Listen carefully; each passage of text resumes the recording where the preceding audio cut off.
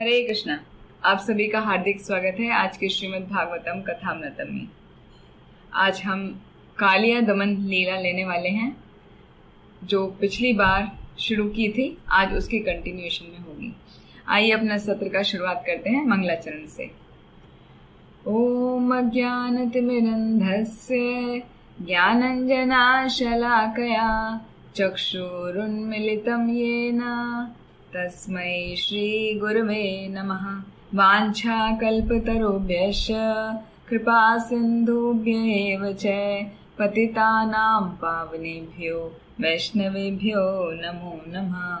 गुरुवे गौरचन्द्राय राधिकायै तदालये कृष्णाय कृष्णभक्ताय तद्भक्ताय नमो नमः। मूकं करोति वाचालं पंगुं लंघयते गिरिं यत्कृपातमहं वन्दे श्रीगुरुदीनतारिणं परमानन्दमाधवं श्रीचैतन्यईश्वरम्।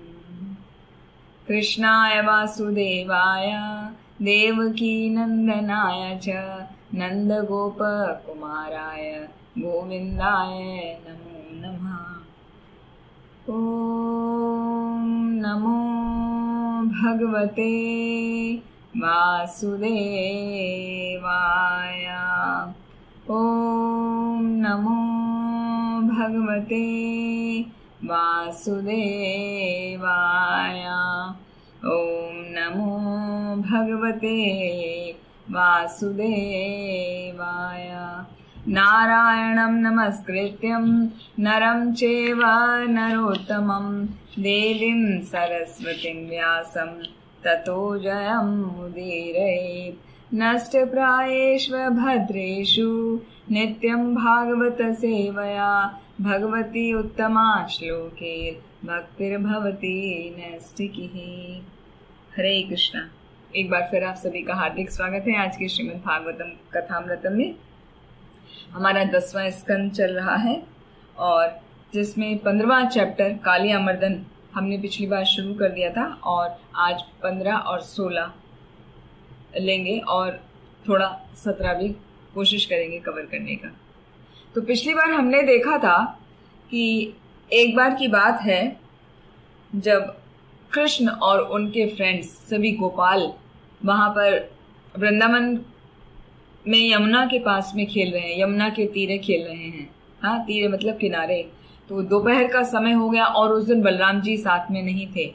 दोपहर का समय हो गया, गर्मी लगने लगी, तो गर्मी में सबको प्यास लगाई, तो वो पास ही बहते हुए यमुना के जल को उन्होंने अंजुली भर के ऐसे पीने लगे और पीते के साथ ही वो अचेतन हो गए और मृत प्राय हो गए, मतलब जैसे मर गए हों ऐसे वो सब गिर पड़े। जिन जिन बालकों ने, गोप बालकों ने यमुना का जल पिया था वो सब गिर गए। और भगवान कृष्ण ने जब उनकी ऐसी दशा देखी तो उन्होंने अब उन सभी पर अपनी कृपा दृष्टि फिरा दी और कृपा दृष्टि फिराते के साथ ही वो सभी जीवित हो उठे और सब एक दूसरे को ऐसे ताकने लगे, ऐसे लगा जैसे हम बड़ी गहरी नींद से सो के उठे हैं। तो कृष्ण को तो पता है कि ये यमुना का जल पी के ये सब मृत प्राय हो गए थे।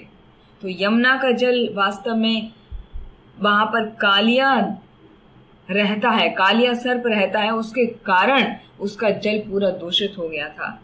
तो आज भगवान ने सोचा कि उस जल को कैसे मैं प्यूरिफाई करूं। तो वहां पर ये कालियामर्दन की लीला शुरू होती है।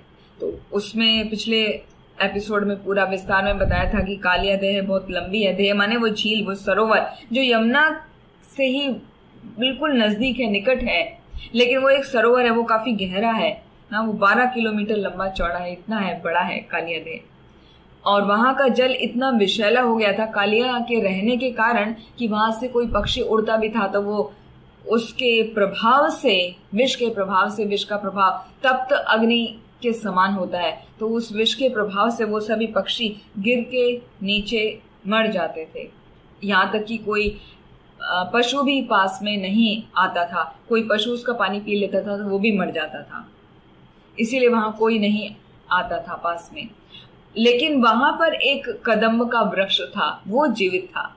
तो वो इसलिए जीवित था कि एक बार की बात है, गरुड़ जी अमृत के कलश को लेके वहां से जा रहे थे, ऊपर से आकाश मार्ग से जा रहे थे, तो उसमें से छलक के कुछ बूंदें उस कदम्ब के वृक्ष के ऊपर गिर गई थी, इसीलिए वो वृक्ष आज भी जीवित है। तो वो वृक्ष नहीं मरा, यहाँ तक कि आसपास के सभी पेड़ पौधे वृक्ष मर चुके थे।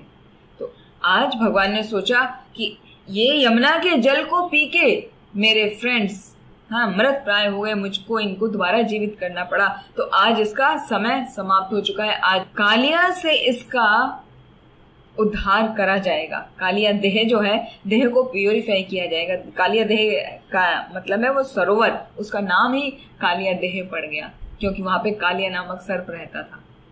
तो जब उन्होंने ऐसा सोचा कि अब इसका समय आ गया, तो भगवान ने ऐसा सोचकर क्या हुआ, उसमें छलांग लगा दी, उस कालिया देह में छलांग लगा दी, और छलांग लगाने के कारण बहुत सारा पानी उद्वेलित हो गया, बाहर आके गिरा, और भगवान कृष्ण उसमें ऐसे तैर रहे हैं जैसे वो जल में बालक क्रीड़ा करता है कोई। और उनके तैरने से क्या हो रहा है, बहुत सारा पानी स्प्लैश आउट होता जा रहा है। तो पानी जब स्प्लैश आउट हुआ, उसके अंदर जो कालिया सांप सर्प रह रहा है वो परेशान हो गया कि यहाँ पर कौन आ गया है। तो वो क्या हुआ, वो प्रतिशोध करने के लिए बाहर निकल के आ गया, और बाहर निकल के उसने देखा कि ये एक बालक है, एक नव युवक किशोर अवस्था वाला बालक लग रहा है, जो कि पीले रंग के वस्त्र पहना है, कौस्तुभ मणि पहना है, उसने कमर में अपने फेंटा बांधा हुआ है, उसके सुंदर बाल हैं, बालों को बहुत बांध लिया है क्योंकि वो बांध के उसके अंदर छलांग लगाई थी ना भगवान कृष्ण ने, बालों को बांध लिया था, अपने भुजाओं को ठोक के तब अंदर वो गए थे पानी में। तो जब कालिया ने ऐसा देखा कि ये कोई बालक है, बड़ा आकर्षक लग रहा है, तो उसने सोचा कि मैं इसको मार देता हूँ, इसको डस लेता हूँ। देखने में तो साधारण बालक ही लग रहा है ना, वो तभी नहीं समझा कि ये भगवान है। तो उसने क्या किया, सांप का काम क्या होता है, सांप जो है किसी भी ऑब्जेक्ट के ऊपर या एनिमल के ऊपर या किसी भी ह्यूमन के ऊपर, है ना, उसको जब कुंडली बना लेता है तो कुंडली बना के उसको टाइट कर लेता है कुंडली को, और कुंडली के टाइट होने से वो व्यक्ति या वो जानवर जो है वो सांस रुक जाने से वो मर जाता है, उसकी मृत्यु हो जाती है। तो कालिया ने क्या सोचा, मैं इस बालक को अपनी कुंडली में लपेट लेता हूं और इसको दबा के इसको यहीं पे आज खत्म कर दूंगा। तो उसने ऐसा सोचकर कालिया ने कृष्ण के चारों ओर कुंडली बना ली, उसको लपेट लिया। उनकी वो स्थिति देखकर वहां पे सभी ब्रजवासी आने लगे दूर से। तो दूर से ही जब देख रहे हैं कि काले नाग ने कृष्ण को कुंडली में लपेटा हुआ है, कृष्ण कुछ नहीं कर पा रहे हैं, तो वो सब वहीं अचेत होके गिर गए। ऐसा लग रहा है जैसे गायें भी सब खड़ी होके रो रही हैं, और सारे ब्रजवासी बहुत ही एंजाइटी हो गई, सबको देख के चक्कर से आ रहे हैं, उनको समझ नहीं आ रहा है ये हो क्या रहा है, सब परेशान हो गए।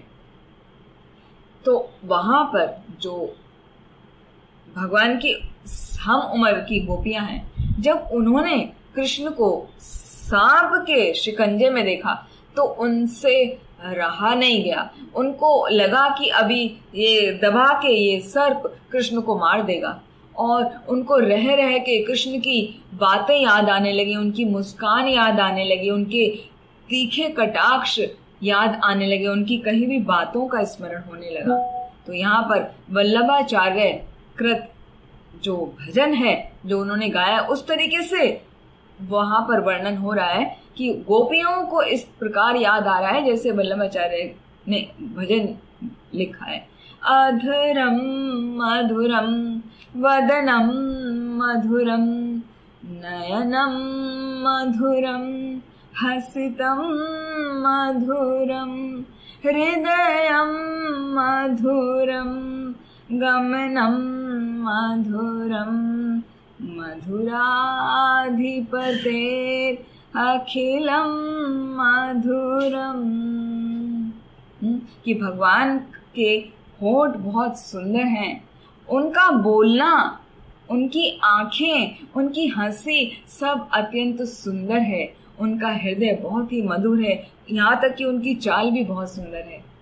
तो इस प्रकार वो गोपियां जब उन्होंने देखा कृष्ण को कालिया के शिकंजे में लिपटा हुआ फंसा हुआ, तो उन्हें वो याद आ रहा है कि कृष्ण की कितनी सुंदर मुस्कान है, उनके कितने सुंदर तीखे नयन हैं, वो कितनी सुंदर बातें करते हैं, वो कितने सुंदर तरीके से सबसे व्यवहार करते हैं। तो ऐसी सब बातें सोच सोच के उनका जो हृदय है वो पीड़ा से जलने लगा और उन्हें लगा कि अब हमारा सब कुछ समाप्त हो गया है, ये जीवन शून्य हो गया है, सब खाली हो गया है, कृष्ण ही नहीं जीवन में तो कुछ भी नहीं। ऐसा सोचकर वो परेशान होने लगी। यहाँ तक कि माता यशोदा वो भी वहां पर आई और उनको तो इतनी ज्यादा उद्विग्नता होने लगी, उन्हें लगा कि मैं अभी यमुना में उतर जाऊं और अपने बालक को लेकर आ जाऊं। तो जैसे तैसे जो दूसरी गोपियां हैं उन सब ने माता यशोदा को पकड़ के रोका कि नहीं नहीं, वो पानी जहरीला है, विषैला है, आप वहां मत जाओ, कृष्ण आ जाएगा। तो कैसे भी करके माता यशोदा को रोक लिया और माता यशोदा के साथ सभी गोपियां आंसू बहाने लगी और ऐसे खड़ी हैं जैसे मृत प्राय हो गई हूं। लेकिन वो यशोदा को सांत्वना दे रही हैं कि मैया आप शांति रखो, आप थोड़ा धैर्य रखो, कृष्ण आ जाएगा। उनकी तरह तरह की लीलाएं सुनाने लगी।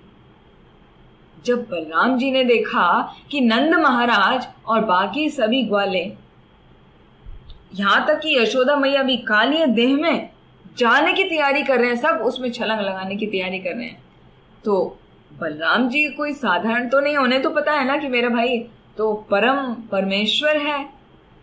तो उन्होंने क्या किया, सब कुछ उनको पता है। उन्होंने, बलराम जी ने कुछ ग्वालों को तो अपने हाथों से रोका, नहीं नहीं आगे मत बढ़ो, आगे जाने की जरूरत नहीं है। कुछ को बोला नहीं आप आगे नहीं जाओगे, और कुछ को अपनी प्रेम भरी मुस्कान भरी दृष्टि ही डाल दी, उससे ही कहा नहीं आप आगे मत जाओ, इशारों से ही कह दिया। तो इस प्रकार बलराम जी ने सभी को यमुना के जल में उतरने से रोक लिया। लगभग 2 घंटे तक कृष्ण उस कालिया सर्प के चंगुल में फंसे रहे। वो मानो ऐसा नाटक कर रहे हैं कि जैसे साधारण बालक हो, साधारण मनुष्य हो। लेकिन जब कृष्ण ने देखा कि ये जो मेरे संगी साथी हैं, जो ब्रजवासी हैं, उनके तो अभी ऐसे लग रहा है प्राण ही निकल जाएंगे, तो उन्होंने सोचा अब ये लीला चलो समाप्त करते हैं, अभी अपना रूप दिखाते हैं। तो उन्होंने एक हल्का सा झटका दिया और सांप के बंधन को तोड़ दिया।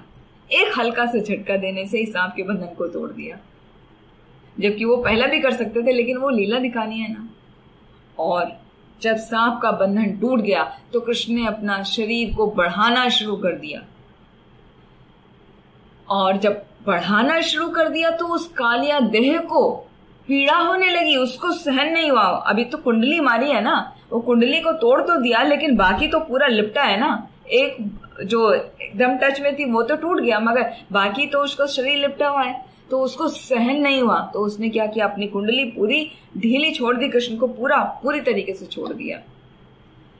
तो इस तरह कालिया जो है वो हार गया, क्योंकि उसको कंट्रोल नहीं हो रहा है। मगर वो हारने वाला कहाँ है, उसने क्या किया, अभी कुंडली तो छोड़ दी, अपनी ढीली कर दी, अभी उसने अपने भयानक फन फैला लिए और तेज तेज सांस लेने लगा। तेज तेज सांस लेके अपने नथुनों से, अपनी नॉस्ट्रल से विषैली वायु छोड़ रहा है, और उसकी आंखें लाल लाल अग्नि के समान धधक रही हैं, और उन लाल लाल आंखों से वो कृष्ण को देख रहा है कालिया। और अपनी सांप की जीभ जो होती है ना, वो फटी हुई होती है, द्विशाखित होती है, बाइफर्केटेड होती है, तो वो अपने बाइफर्केटेड टंग से अपने लिप्स को चाट रहा है। ऐसे लग रहा है कि अभी उसको पूरा समाप्त कर देगा। लेकिन कृष्ण तो अभी पूरे मूड में आ गए ना वो खेलने के, तो वो क्या करने लगे, वो कालिया के चारों ओर तेजी से घूमने लगे पानी में, और कालिया उनको पकड़ने के लिए दौड़ने लगा।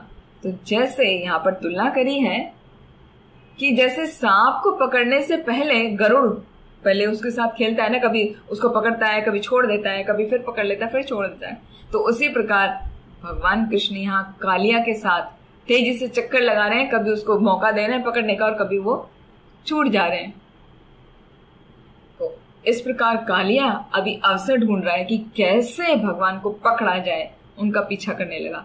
लेकिन कालिया तो थक कर चूर हो गया, और जब वो थक गया तो भगवान ने क्या किया, एक हाथ से कालिया के फन को नीचे दबाया ऐसे करके और उसके ऊपर जा चढ़े, कालिया के फन के ऊपर। अभी तक तो पानी में चारों तरफ दौड़ रहे थे, अभी कालिया के फन के ऊपर चढ़ गए। तो भगवान तो सभी कलाओं के स्रोत हैं और नृत्य में पारंगत हैं, उनसे बड़ा नृत्यकार नर्तक कोई है ही नहीं। तो भगवान ने क्या किया, फन के ऊपर चढ़ गए और फन के ऊपर चढ़कर नृत्य करने लगे, पूरा क्लासिकल डांस करने लगे। और कालिया के सर पे मणियां लगी हुई थी, और भगवान के चरण कमल कैसे होते हैं, हमेशा लाल लाल होते हैं भगवान के चरण कमल। हाँ, लाल लाल चरण कमल का दर्शन लेना चाहिए भगवान के, जो सभी हमारे संतापों को हरने वाले हैं, हमें इस जन्म मृत्यु के चक्र से बाहर निकालने वाले होते हैं। तो वो जो भगवान के लाल लाल चरण कमल हैं, जब वो उस सर्प के फन के ऊपर पड़ रहे हैं जिसमें मणियां लगी हैं, तो मणियों में अपनी अलग चमक होती है। तो वो मणि की चमक से भगवान के लाल लाल चरण कमल विशेष लालिमा लिए हुए सुशोभित हो रहे हैं। लाल भी जैसे गहरा लाल रंग हो गया, तो बहुत सुंदर लग रहे हैं। जब ऐसा स्वर्ग के निवासी जैसे गंधर्व, सिद्ध, चारण, महर्षि आदि और उनकी पत्नियों ने देखा, देवताओं की पत्नियों ने देखा कि भगवान कितना सुंदर तरीके से नृत्य कर रहे हैं, तो वो सब नीचे आ गए और बहुत ही प्रसन्न होकर भगवान की स्तुति गान करने लगे। और इस नृत्य को और ज्यादा उत्सुक बनाने के लिए, उत्साह वर्धन करने के लिए वहां पर जितने भी उपस्थित देवतागण थे और गंधर्वादी थे, वो सभी विभिन्न वाद्य यंत्र बजाने लग गए। वास्तव में जो कालिया था ना, वो एक दो फन वाला सर्प नहीं था, उसके तो 1000 फन थे। कहीं पर लिखा हुआ है 100 फन थे, कहीं पर 1000। वो तो कोई भी वो फन उठाता था जैसे ही, वैसे ही भगवान अपने चरण कमल से उसके फन को नीचे दबा देते थे, और जब दबाते थे तो वो तेजी से दबाते थे, उसे चोट लगती थी। तो इस प्रकार कालिया अलग अलग फन उठाता था और कृष्ण उसके फन के ऊपर चढ़कर नृत्य करते थे। तो पूरा क्लासिकल डांस होने लगा। इस प्रकार कालिया ने देखा कि ये तो मेरे हर फन को कुचल रहे हैं, तो उसको जैसे लगा कि उसका सर चकरा रहा है और साक्षात मृत्यु को दर्शन करने लगा कि मेरी तो अभी मृत्यु होने वाली है। और उसके सभी मुख से, हर फन का एक एक मुख है, तो हर मुख से और उसके हर नॉस्ट्रल से ऐसे विष निकलने लगा, पूरा विष की उल्टी कर रहा है वो। आचार्य ने टीका की है कि वो वास्तव में विष नहीं, अपने पापों को निकाल रहा है, अपने पापों को ही निकाल निकाल के कम कर रहा है। वो अपनी आंखों से भी विष उगल रहा है, अपने मुख से भी विष उगल रहा है, अपने नथनों से भी विष उगल रहा है। तो कालिया अपने सभी फनों को उठाने से वो थक गया, उसके अंदर इतना साहस ही नहीं बचा कि कोई वो फन उठा पाए, क्योंकि जैसे ही कोई भी फन उठाता कृष्ण तुरंत उस फन पे चढ़ जाते, उसे दबा देते, और जब वो दबाते तो वो शक्तिहीन हो जाता था, उसकी शक्ति घटने लगी। और वहां जब वो कोई फन दबाता, ऊपर आकाश से देवतागण पुष्पों की वर्षा करते थे। तो इस प्रकार भगवान कृष्ण ने कालिया के फनों पर 1000 फन जो हैं उन पर नृत्य किया, और नृत्य करते करते कालिया के मुख से पहले तो विष आ रहा था निकल के, अभी उसको खून की उल्टी होने लगी है, पूरा खून भी उसका आने लगा। जब खून बाहर आने लगा तो कालिया को लगा, ये तो लग रहा है ये तो शायद भगवान नारायण स्वयं प्रकट हो गए हैं, और मन ही मन वो उनके चरण कमलों के आश्रय को ग्रहण करने लगा। भगवान, कालिया की पत्नी जो है वो भगवान की महान भक्त थी, और वो अक्सर कालिया को बोला करती थी कि तुम कृष्ण की शरण लो जाके, लेकिन वो कभी कृष्ण की शरण नहीं लेता था। वो बहुत ही ईर्ष्यालु था, उसके अंदर बहुत ही ईर्ष्या थी, डाह थी, एनवियसनेस थी। तो लेकिन अब उसको एहसास हो रहा है कि मैं मरने वाला हूं, तो उसे अपनी पत्नी की बातें याद आ रही हैं कि पत्नियां कहती हैं कि कृष्ण भगवान है, उनकी शरण लेनी चाहिए।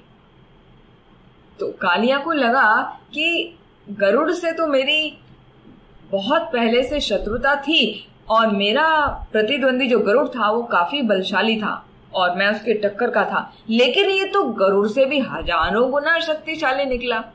तो हो ना हो ये स्वयं नारायण ही है, ये भगवान ही है, और कोई हो ही नहीं सकता। तो इस प्रकार वो मन ही मन उनके चरण कमलों की शरण लेने लगा। जब उस कालिया की पत्नियों ने देखा कि वो कालिया अब पूरी तरह थक चुका है और उसके जो फन हैं वो भगवान ने पूरी तरह नृत्य करके विदीर्ण कर दिए, मतलब वो फट गए हैं, तो वो बेचारी बहुत दुखी हो गई। उनके बाल बिखर गए, आभूषण बिखर गए और वो सभी कृष्ण के पास आई और उनसे प्रेयर करने लगी। तो यहाँ पर बहुत सुंदर सुंदर प्रेयर हैं जो कालिया की पत्नी ने भगवान श्री कृष्ण के लिए गाई हैं। तो श्रील विश्वनाथ चक्रवर्ती ठाकुर जो आचार्य हैं हमारे, वो टीका में बताते हैं कि कालिया की पत्नियां वास्तव में जानती हैं कि उनका पति तो क्रूर स्वभाव का है, वो तो भगवान से घृणा करता है और इसलिए वो पत्नियां, कालिया की पत्नियां इससे कालिया से घृणा करती थी क्योंकि वो भगवान को नहीं मानता था। तो कई बार वो सोचा करती थी ये कितना नास्तिक है हमारा पति, अच्छा हो कि मर जाए, तो हम ये इसके मर जाने के बाद हम आराम से भगवान का भजन तो कर सकते हैंगे। लेकिन आज जब कालिया के चेहरे पे पश्चाताप के भाव को देखा, उस विनयशीलता को देखा, हाँ, शोक और संदेह के लक्षणों को देखा कालिया की पत्नी ने, तो वो सोचने लगी हम कितने सौभाग्यशाली हैं, आज हमारे पति वैष्णव बन गए हैं, हमें उनकी रक्षा करने के लिए हर संभव प्रयत्न करना चाहिए, ऐसा वो सोचने लगी। जबकि पहले सोचती थी कि ये अच्छा है मर जाए तो हम भगवान का भजन तो कर सकें, लेकिन अभी जब देखा कि वो तो भगवान के चरणों की शरण ली है तो वो बहुत प्रसन्न हो गई। अरे हमारा पति वैष्णव बन गया है तो हमें उसकी रक्षा करनी चाहिए। तो उन पत्नियों ने क्या किया, अपने बच्चों को इकट्ठा किया, उन सबको लेकर आए और यमुना के तट पर आ गए, भगवान के सामने गिरकर प्रणाम किया भगवान को अपने बच्चों के साथ में, बच्चे मतलब बाकी सर्पों के साथ में, और भगवान की प्रार्थना करते हुए वो कहने लगी। तो ये जो प्रार्थनाएं हैं 16वें अध्याय में 33वें श्लोक से लेके 53 श्लोक तक 20 प्रेयर्स हैं, बहुत सुंदर प्रेयर हैं, तो उसमें से विशेष जो है वो हम लेंगे। तो वो क्या प्रार्थनाएं कर रही हैं, वो कह रही हैं कि हे भगवान, आपने इस द्वेषी सर्प को जो दंड दिया है ना, उसके सारे फनों को कुचल दिया है, आपने बहुत अच्छा किया। वास्तव में ये उसके शुद्धिकरण के लिए ही आपकी विशेष कृपा है। जब तक किसी ने अपने पूर्व जन्म में भक्ति द्वारा कोई पुण्य कर्म नहीं किए होते हैं, वो कृष्ण के संपर्क में नहीं आ पाता। चैतन्य महाप्रभु अष्टकम में हमें समझाते हैं, तृणाद अपि शुनी चेना तरोरिव सहिष्णुना अमानीना मान देना कीर्तनया सदा हरि, कि अपने आप को तृण से भी नीचा समझना चाहिए, वृक्ष से भी ज्यादा सहनशील समझना चाहिए, होना चाहिए, और स्वयं मान की आशा ना रखते हुए दूसरे को सदैव मान सम्मान देना चाहिए। तभी व्यक्ति भक्ति कर सकता है, भगवान के नाम का कीर्तन कर सकता है। तो नाग पत्नियां यहाँ पे बड़ी आश्चर्य में पड़ गईं कि कालिया तो पाप पूर्ण कृत्य करता था, वो तो बहुत पापी था, इसीलिए तो उसे सर्प का शरीर मिला। सर्प का शरीर जो है वो बहुत ही जो द्वेष करता है, ईर्ष्या करता है, उनको ही मिलता है। तो वो तो बहुत पापी है, उसे सर्प का शरीर मिला, लेकिन ऐसा उसने कौन सा काम किया, ऐसा उसके कौन से पुण्य प्रकट हो गए कि भगवान स्वयं अपने चरणों को उसके सर पर रखे हैं। तो वो भगवान से कहने लगी, नाग पत्नियां, कालिया की पत्नियां कि हे भगवान, क्या हमारे पति ने पूर्व जन्म में बहुत पुण्य किए थे जिसके कारण आप उतने प्रसन्न हो गए हैं उनके ऊपर? वरना ये कैसे संभव है कि सांप की योनि में जन्म लेने के बाद आपके चरण कमलों की धूली मिल जाए और ऐसा सौभाग्य प्राप्त हो जाए? क्यों? क्योंकि आपकी चरण कमलों की धूली तो लक्ष्मी जी को भी आसानी से प्राप्त नहीं होती। लक्ष्मी जी ने भी आपकी चरणों की धूली को प्राप्त करने के लिए सैकड़ों वर्षों तक तपस्या की थी। कस्यानुभावो अस्य न देव विद्महे तब अंघ्रि रेणु स्पर्श अधिकारः यत्वांछया श्रीललना आचरत तपो विहाय कामान सुचिरम व्रता। कि लक्ष्मी जी ने भी करोड़ों सैकड़ों करोड़ों वर्षों तक तपस्या की, तब उनको आपके चरण कमलों की धूली मिल पाई। तो ये सर्प योनि में पैदा हुआ हमारा पति, इसने कौन सा पुण्य किया था? कुछ तो पुण्य जरूर किया होगा। हे भगवान, हे प्रभु, हम आपके चरण कमलों में अपना प्रणाम अर्पित करते हैं। कृपया करके हमारा प्रणाम स्वीकार कीजिए। आप तो इस सृष्टि में पहले भी थे और अभी भी हैं और सदैव रहेंगे। आप तो नित्य हैं, शाश्वत हैं। आप ही इस सृष्टि के मूल कारण हैं। हम आपको बारंबार प्रणाम करते हैं। भौतिक सृष्टि के परे जाकर ही मनुष्य कोई आपको जान सकता है, अन्यथा नहीं। तो वो इस प्रकार से बहुत सुंदर सुंदर प्रार्थनाएं करने लगी। न नाक पृष्ठम न च सार्वभौमम न पारमेष्ठम न रसाधिपत्यम न योग सिद्धिर अपुनर्भवम वा वांछन्ति यद पादरजः प्रपन्नः। कि नाग पत्नियां कह रही हैं कि ना तो हमें स्वर्ग की कोई इच्छा है, ना हमें किसी बड़ी सर्वोपरि सत्ता की आवश्यकता है, ना ही हमें ब्रह्मा का पद चाहिए, ना ही हमें पृथ्वी पर शासन करना है, ना हमें किसी प्रकार की योग सिद्धि चाहिए और ना ही हमें किसी प्रकार का किसी दुखों से छुटकारा चाहिए। हमारी तो केवल एक ही इच्छा है कि हम आपके चरणों की रज, आपके चरणों की धूली जो है उनकी शरण ग्रहण कर सकें। हम पर इतनी कृपा कर दीजिए। फिर आगे कहती है नाग पत्नियां, नमस्तुभ्यं भगवते पुरुषाय महात्मने भूतवासाय भूताय पराय परमात्मने। कि हम आपको बार बार प्रणाम करती हैं। आप पुरुषाय हैं, आप महान हैं, आप सभी जीवों का पालन करने वाले हैं, आप सभी जीवों में वास करते हैं, आप परम हैं, आप परमात्मा हैं।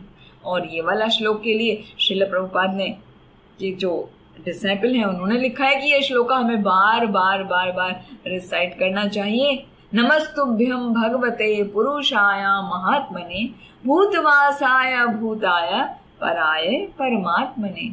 जब ऐसा हम बार बार रिसाइट करते हैं तो इससे श्रोता को और वक्ता को दोनों को ही फायदा होता है।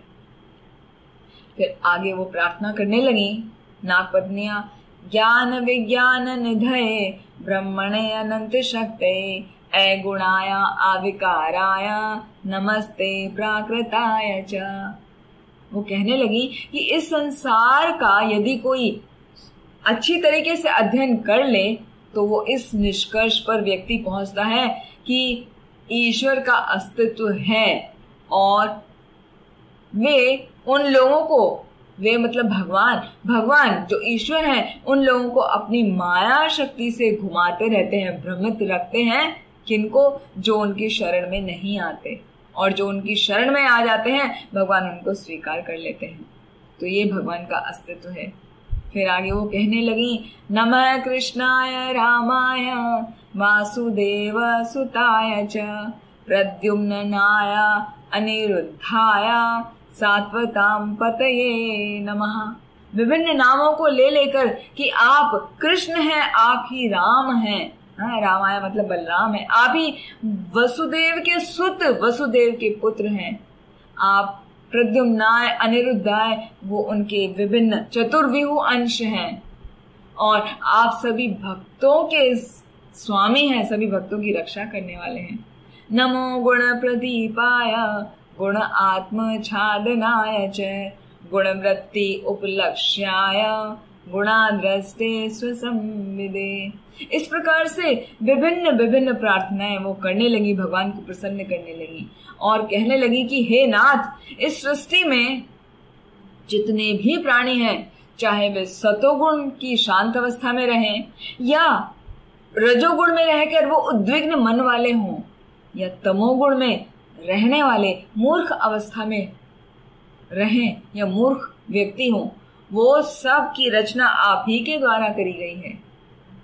अपराध है सकृद भर्ता सोडव्य स्व प्रजाकृतः क्षन्तुम अर्हसि शांत आत्मान मूढ़स्य त्वाम अजानतः। कि हे भगवान, स्वामी को चाहिए होता है कि कम से कम एक बार तो अपनी संतान या अपनी प्रजा का अपराध सहन कर ले। हे सर्वात्मा, कृपया करके हमारे पति को क्षमा कर दीजिए, क्योंकि वे आपकी दिव्य महिमाओं को नहीं जानते थे। तो भगवान से प्रार्थना कर रही है कि एक बार तो, कम से कम एक बार तो अपनी प्रजा का, अपनी संतान का अपराध स्वामी को माफ कर देना चाहिए, क्षमा कर देना चाहिए। और तो हमारे पति आपकी दिव्य महिमा को नहीं जानते थे, तो कृपया करके उनको क्षमा कर दीजिए। हे भगवान, हमारे ऊपर दया कर दीजिए। हम जैसी अबलाओं पर करुणा दिखाना तो संत पुरुषों का धर्म है। और ये सर्प जो हमारा पति है, अभी प्राण त्यागने के कगार पर है, वो मरने वाला है। कृपया करके हमें हमारे पति को लौटा दीजिए, क्योंकि वो ही हमारे पति हमारे लिए हमारे जीवन और प्राण हैं। हम तो भगवान आपकी दासियां हैं, कृपया करके हमें आदेश दीजिए। जो मनुष्य निष्ठापूर्वक आपके निर्देशों का पालन करने के लिए तत्पर रहता है, तो उन्हें भला किसी से किस प्रकार का क्या भय, मतलब उन्हें कोई भय नहीं रहता। तो हम आपके हर आदेश का पालन करने को तैयार हैं। कृपया करके हम पर दया कीजिए, हमारे पति को छोड़ दीजिए। तो सुखदेव गोस्वामी कहने लगे परीक्षित महाराज को कि इस प्रकार जो नाग पत्नियों ने याचनाएं की हैं श्री कृष्ण से, तो श्री कृष्ण ने वो जो कालिया अचेत हो गया था, क्योंकि भगवान उसके फनों पे नाचे ना, तो वो अचेत हो गया, तो उस अचेत हुए कालिया को भगवान ने छोड़ दिया।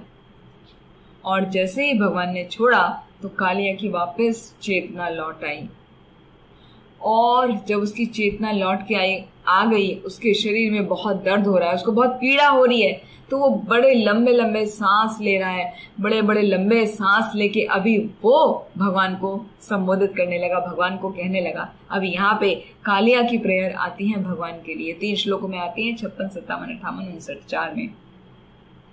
वो कहने लगा कि हे भगवान, मैंने सांप के शरीर में जन्म लिया है, तो सांप जो होता है, सांप योनि जो होती है, वो जन्म से ही द्वेषी होती है, अज्ञानी होती है, क्रोधी होती है।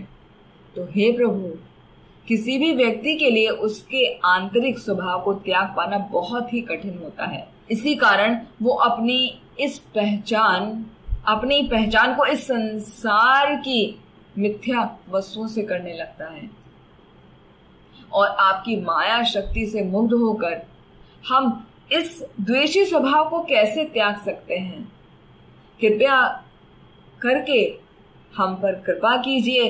हे भगवान, आपको हमारे हित में, हमारे भले के लिए जो अच्छा लगे, कृपया करके वो करिए।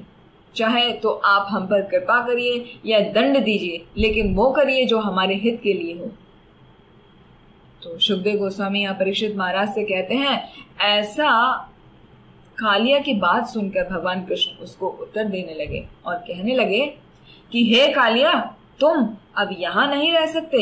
अपनी पत्नी, बच्चों, अपने सभी रिश्तेदारों, मित्रों, सबके साथ तुम यहाँ से चले जाओ, समुद्र में चले जाओ।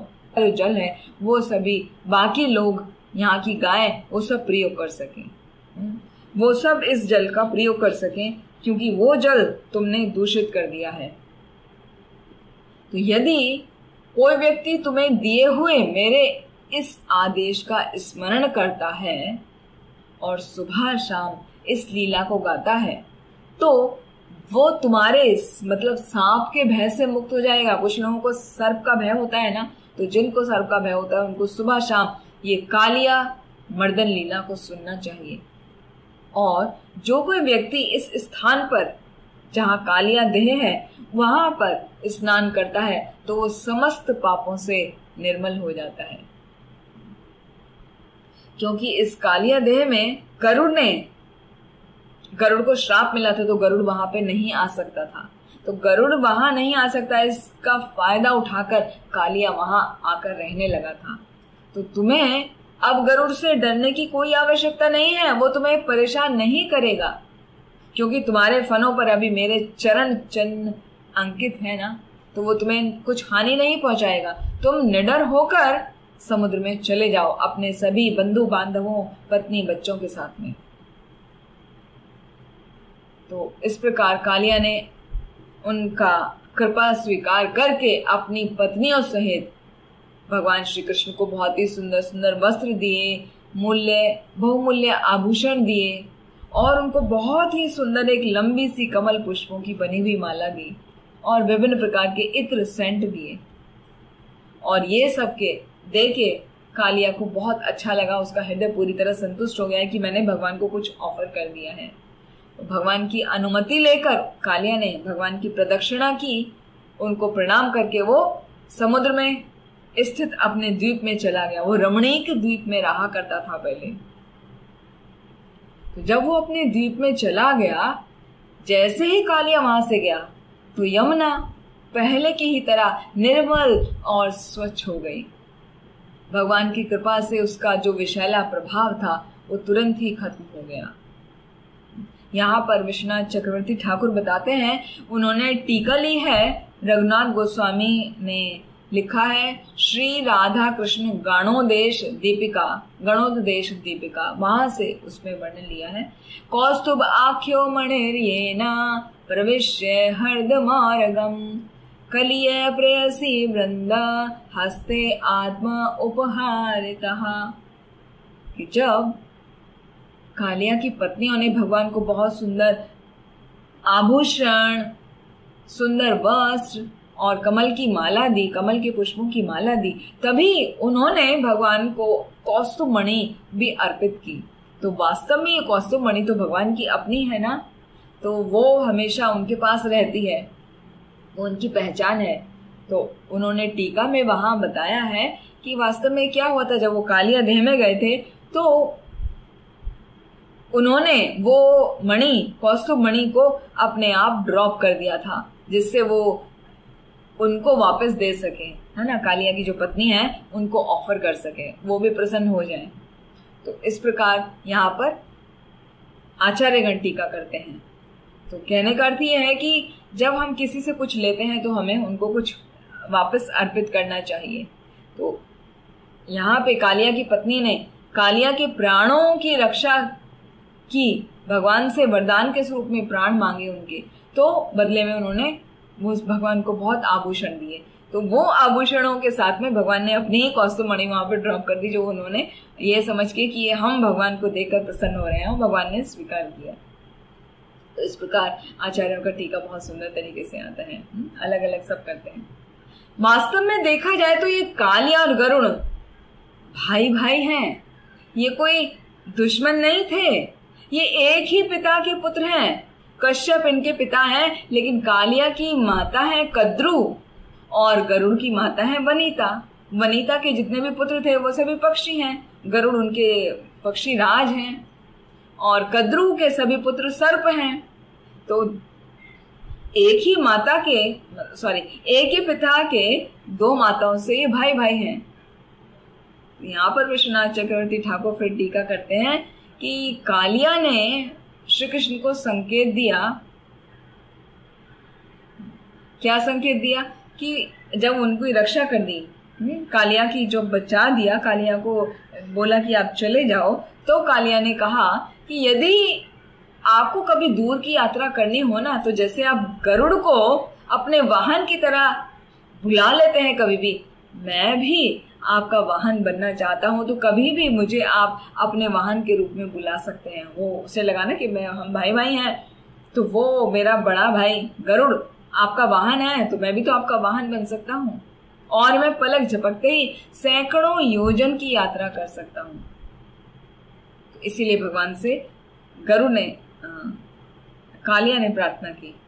तो पुराणों में बताया गया है कि भगवान का जो लीला चक्र चलता रहता है ना, हमेशा जो चलता रहता है, तो उस लीला चक्र में कभी कभी कंस जब भगवान श्री कृष्ण को मथुरा आने का आदेश देता है तो भगवान कालिया पर बैठ के जाते हैं। मथुरा जब भी जाते हैं तो भगवान कालिया पर बैठ के जाते हैं, गरुड़ पर बैठ कर नहीं।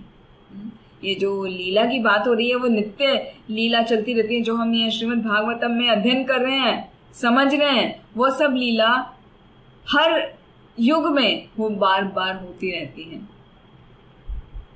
तो फिर अगला चैप्टर में बताया गया कि ये कालिया का इतिहास क्या है, हिस्ट्री क्या है इसके पीछे। तो परीक्षित महाराज सुखदेव गोस्वामी से पूछने लगे कि कालिया ने अपने निवास स्थान रमणीक द्वीप को क्यों छोड़ा। आपने बताया ना कि वो रमणीक द्वीप चला जाए, तो वो क्यों छोड़ा, और गरुड़ जब उनका भाई है तो वो एक दूसरे के विरोधी क्यों हो गए।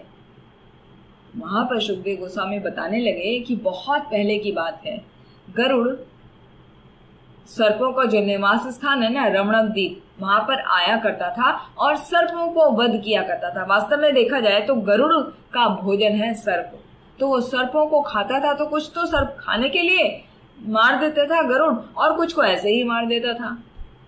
तो उससे सारे सर्प जो है वो बहुत परेशान हो गए। समस्या का समाधान करने के लिए वो अपने राजा वासुकी के पास गए, और वासुकी फिर ब्रह्मा जी के पास गए, और ब्रह्मा जी से जब डिस्कस हुआ तो वहां ब्रह्मा जी ने निर्धारित किया, ये फैसला किया कि महीने में 2 बार शुक्ल पक्ष और कृष्ण पक्ष को, जो अर्ध चंद्रमा की रात्रि होती है, उस दिन में अर्ध चंद्रमा वाले दिन गरुड़ को खाने के लिए एक एक सांप दिया जाएगा। इसके अलावा उसे कोई सांप नहीं दिया जाएगा। ये फैसला हुआ, ऐसा होगा। लेकिन कद्रू का जो दुष्ट पुत्र है ना कालिया, वो क्या करता था, उन्होंने तो सांप रखा है गरुड़ के लिए, और कालिया खुद आके वो गरुड़ को ऑफर करने के लिए सर्प रखा जाता था उसको अपने आप खा जाता था। तो उन्हीं के टोली का, उन्हीं के टीम का मेंबर खा जाता था और गरुड़ को मिलता नहीं था। जब गरुड़ को ये पता चला कि मेरा भोजन तो ये कालिया खा जाता है, तो उनको बहुत गुस्सा आया। उन्होंने कहा मैं इसको मार देता हूँ, इसी को खा जाता हूँ, कालिया को ही। तो वो बहुत तेजी से कालिया के पीछे दौड़ने लगे, और कालिया तो हजारों फन वाला है ना, तो वो भी तेज दौड़ने लगा, और गरुड़ ने कालिया पे एक झपट्टा मारा। तो उसने क्या किया, सैकड़ों फन जो है उन फन से विष निकलने लगा। और तब गरुड़ ने क्या किया, जब सैकड़ों फनों से विष निगला उसने, तो निगल के साथ में उसने क्या, गरुड़ को डसने का प्रयास किया। बड़ी बड़ी आंखें ऐसे कर ली कालिया ने और गरुड़ को डसने का प्रयास किया। तब गरुड़ ने क्या किया, गरुड़ जो है वो सोने के जैसा उनका शरीर है, तो उनके पंख जो है बड़े बड़े, वो सोने के समान चमचमाते हैं। तो बाएं पंख से कालिया पे वार किया। कालिया को तो ये वार बहुत ही घातक लगा कि अब तो मैं मर जाऊंगा, कितना तेज तीक्ष्ण वार किया है।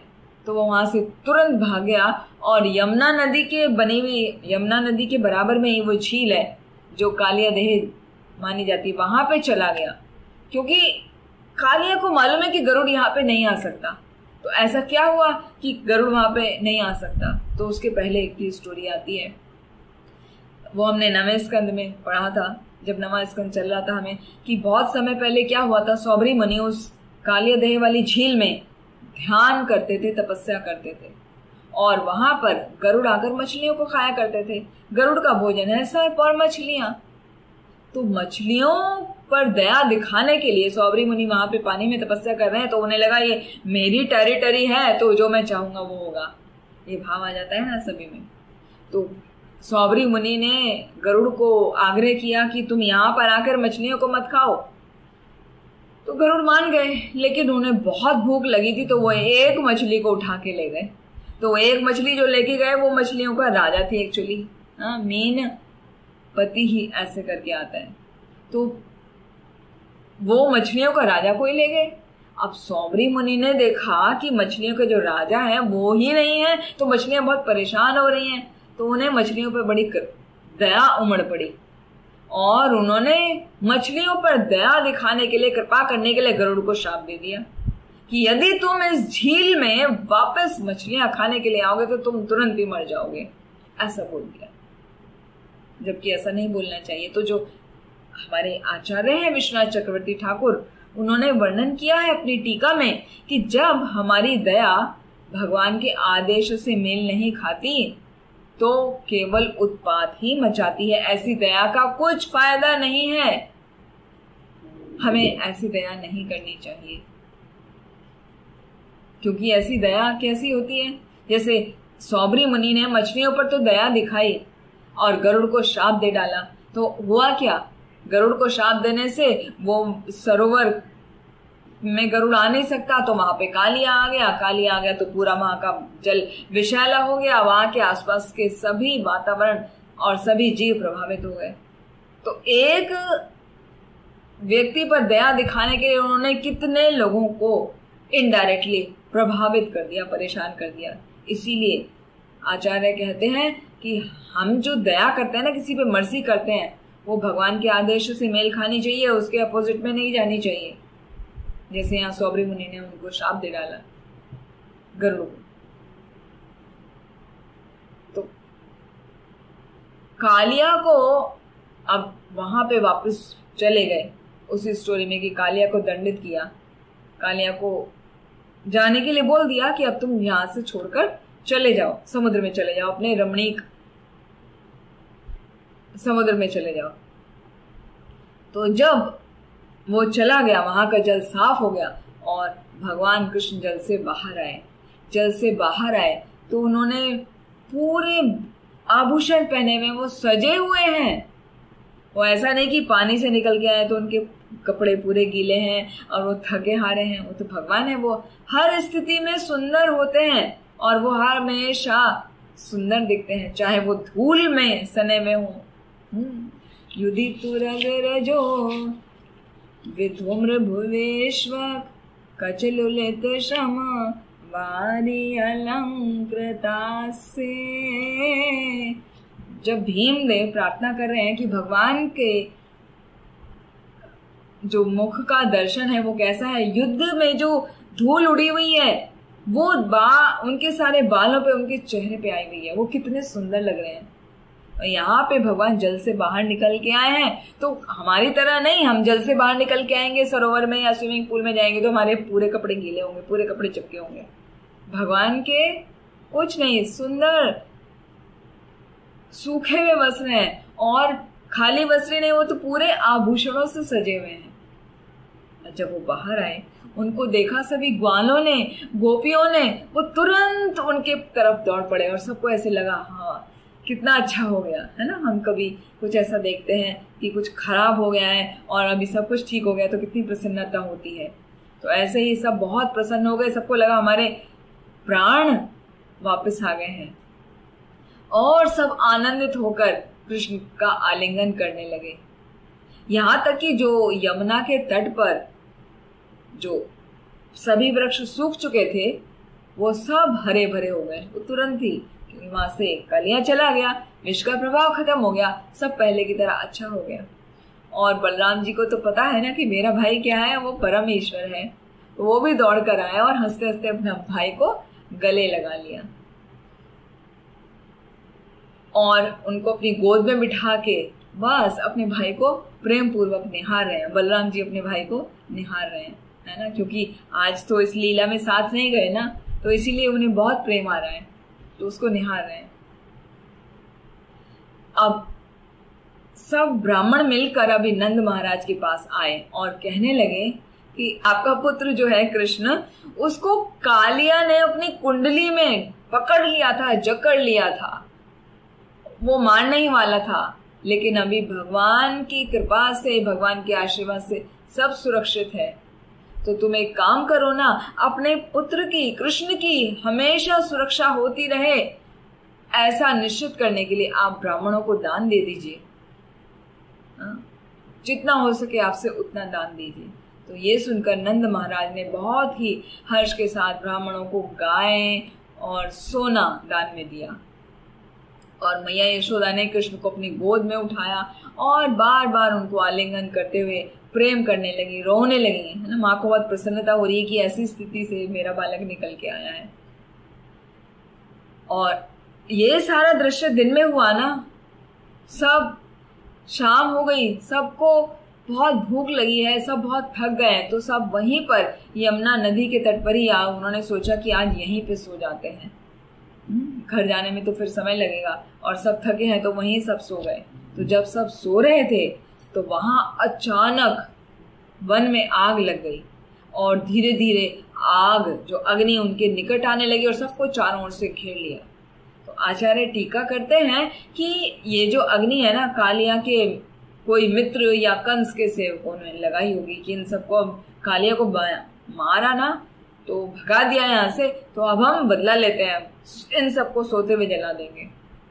लेकिन जैसे ही ग्वाल बालों को, ब्रजवासियों को अग्नि का ताप महसूस हुआ, उनकी नींद खुल गई और उन्होंने देखा कि चारों तरफ विपदा आ गई है। वो कृष्ण को पुकारने लगे, कृष्ण कृष्ण, हे सभी ऐश्वर्य के स्वामी, हे राम, हे असीम बल को धारण करने वाले बलराम, ये प्रचंड अग्नि हमें निगले जा रही है, हम सभी आपके भक्त हैं, कृपया करके हमारी रक्षा कीजिए, आपके चरणों के अलावा अन्य कोई भी हमारा आश्रय नहीं है, कृपया करके हमारी रक्षा कीजिए। उन्होंने, भगवान कृष्ण ने अपने भक्तों को ऐसे संकट में पड़ा देखा तो वो तुरंत उस भयानक दावाग्नि को पी गए, है ना। वो वन में आग लगी जो होती है वो दावानल कहलाती है ना, तो दावाग्नि उसको भगवान पी गए। और यहाँ पर इस प्रकार ये अध्याय समाप्त होता है, 17वां अध्याय समाप्त होता है। फिर अब हम अगले सत्र में अगला अध्याय देखेंगे, तो उसमें भी आएगा प्रलंबासुर का वध और वापस से दावाग्नि पिएंगे भगवान, तो उसको थोड़ा और डिटेल में समझेंगे। आज के सत्र को यहीं पर समाप्त करते हैं। आप सभी का बहुत बहुत धन्यवाद। आज के सत्र में हमने जो खास बात थी वो ये सीखी कि हमें किसी के ऊपर दया दिखाने से पहले ये सोचना चाहिए क्या हमारी दया किसी और को तो परेशान नहीं कर देगी। तो इसीलिए हमारी दया भगवान के आदेशों से मेल खाती भी होनी चाहिए। और उसका आपको पता कैसे चलेगा? उसका पता चलेगा हमें शास्त्रों का अध्ययन करके। इसीलिए हमें